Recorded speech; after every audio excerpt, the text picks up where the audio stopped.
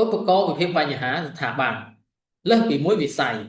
ការរៀបចំទូនាទីច្បាស់លាស់ការកំណត់សកម្មភាពរួមនិងការកំណត់ទស្សនវិស័យនៃអ្វីដែលស្ថាប័ននីមួយៗមានគោលបំណងចង់សម្រេចបានគឺជាជំហានដំបូងក្នុងការឈានទៅដល់គោលដៅលើសពីសេវាគ្រប់គ្រងទឹកស្អាតការសម្អាតនិងអនាម័យជនបទសម្រាប់កំណត់ក្នុងគ្រួសារនៅថ្នាក់ជាតិមុខងារដែលទាក់ទងនឹងការផ្តល់សេវាទឹកស្អាតការសម្អាតនិងអនាម័យជនបទត្រូវបានបំពេញដោយក្រសួងផ្សេងៗគ្នាជាច្រើននៅក្នុងប្រទេសនីមួយៗការបែងចែកទំនួលខុសត្រូវមានភាពខុសគ្នាបន្តិចបន្តួច